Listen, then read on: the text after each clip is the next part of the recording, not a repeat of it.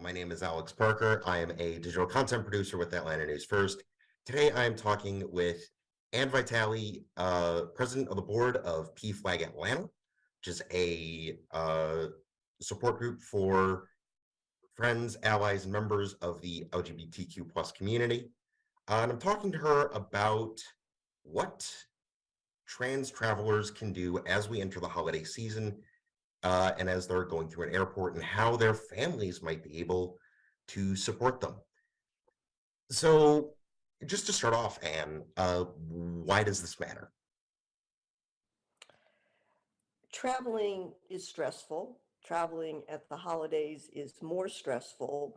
And unfortunately, traveling through an airport when you're transgender just multiplies that stress and concern. It's an invasive procedure for anyone. And like I said, much more so for someone who is transgender. So what sort of security procedures lead to it being so invasive for transgender people? Um, I think like I said, the whole process of being x-rayed and your things being gone through is challenging for anyone. When you look at how some of the technology works, it can really create barriers. So example for the, not the metal detectors, but those other screening devices, the TSA agent actually presses a pink or blue button, and then the image is going to flag if something seems off. And certainly, for someone who is transgender, there's a good chance, depending on their gender expression, that the wrong button could get pushed and then create an abnormality, and it can go downhill from there. However, there are many things you can do ahead of time to alleviate a lot of that discomfort. So say, you know, TSA agent hits the blue button and it flags, say, me. What Hmm. do I expect after the machine goes off and it goes, there's something off here. Yep. So chances are at that point they would want to do some sort of pat down. And by policy, the pat down is by someone of the gender that matches your gender expression.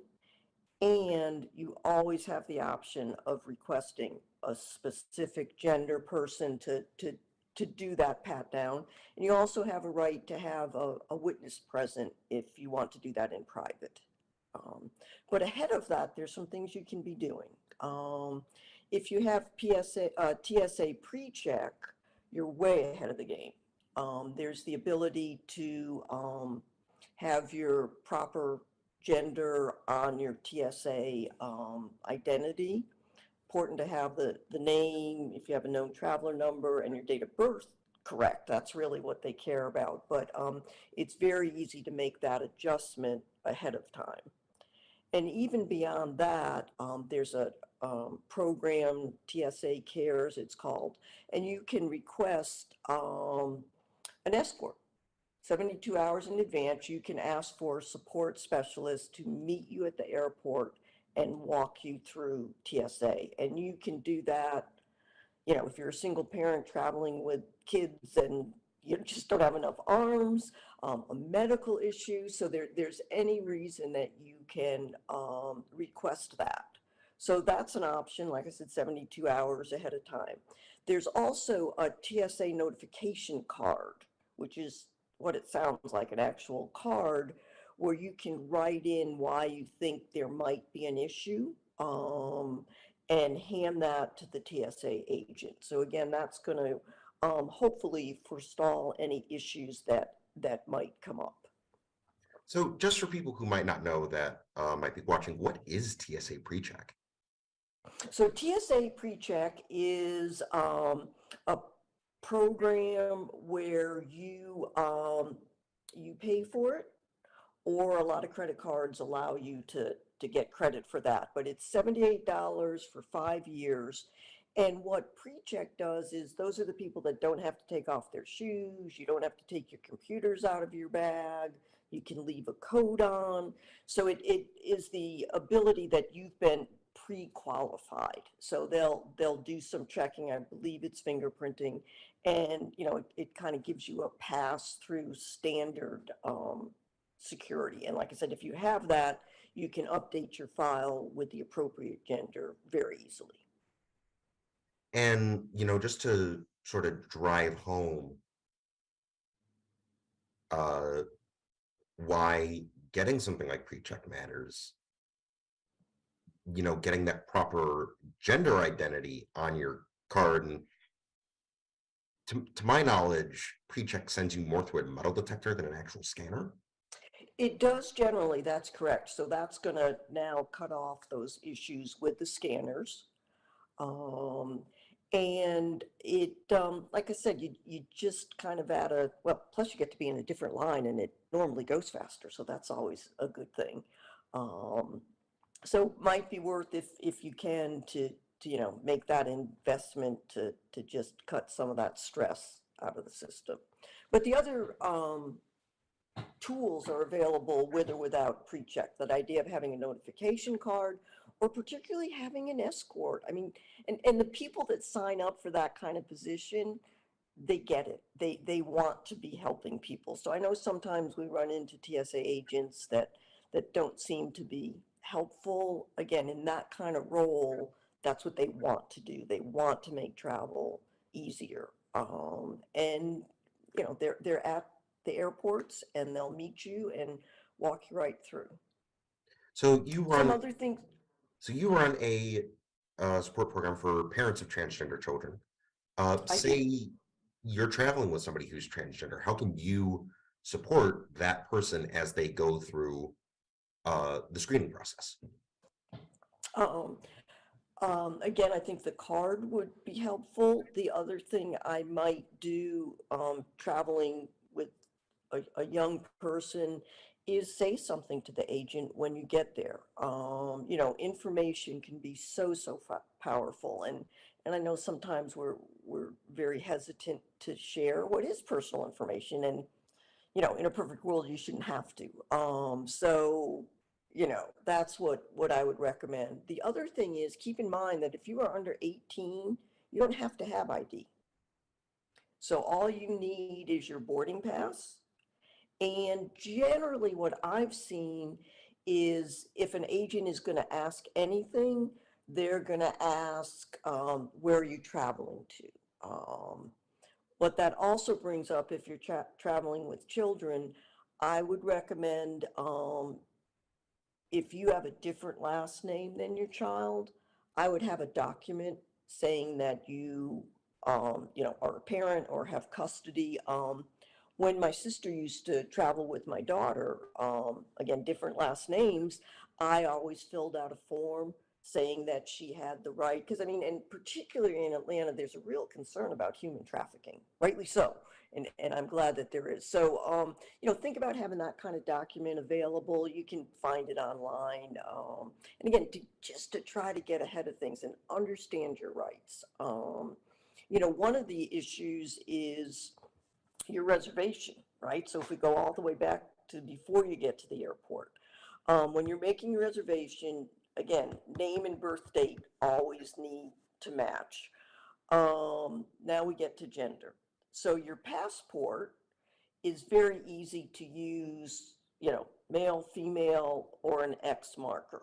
You don't have to have any proof of medical procedures, nothing. It's completely self-identifying. So having your passport is very powerful. However, now you get to the airline and you're making your reservation and they ask for gender. Okay.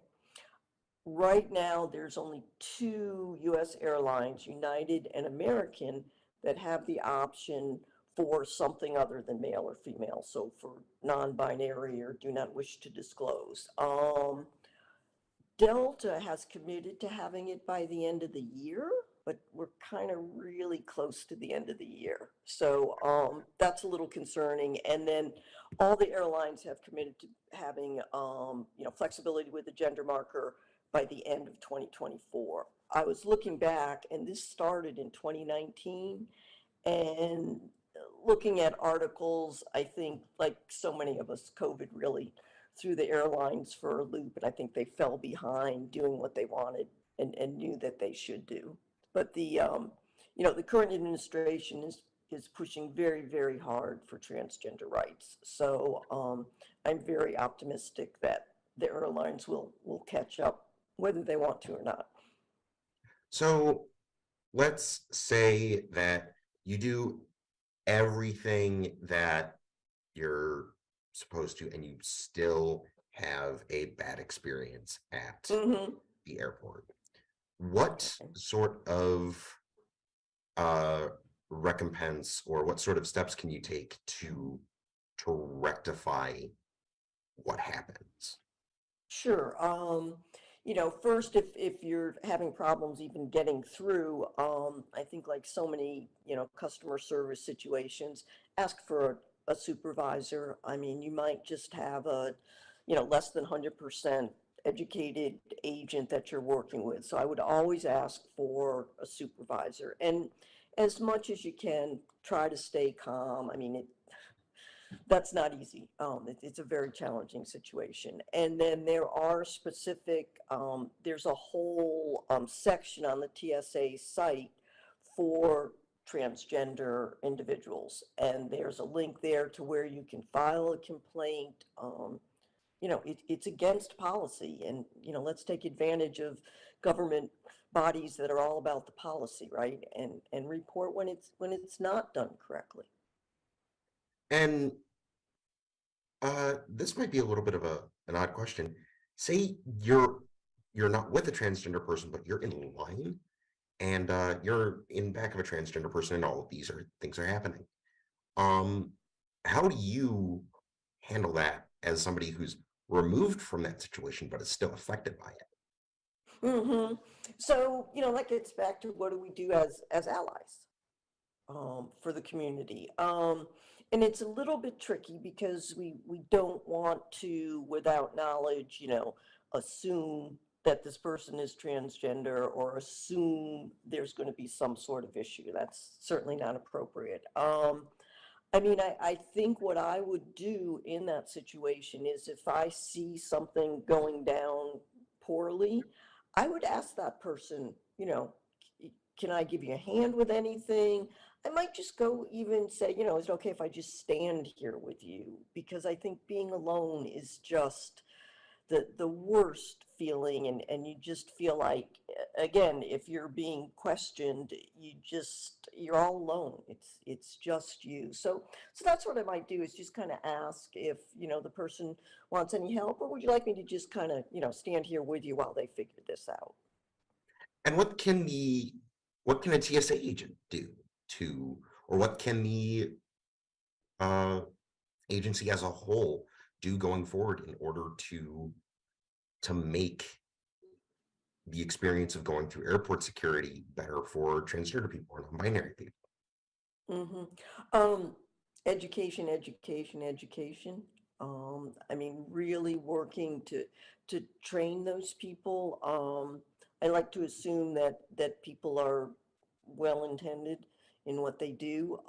So I think it's up to the TSA at a number of levels to make their employees aware of this situation, and, what does it look like? What should they do? What can they do to make that experience more pleasant? And being aware of things like, with uh, in terms of things that you can bring through security.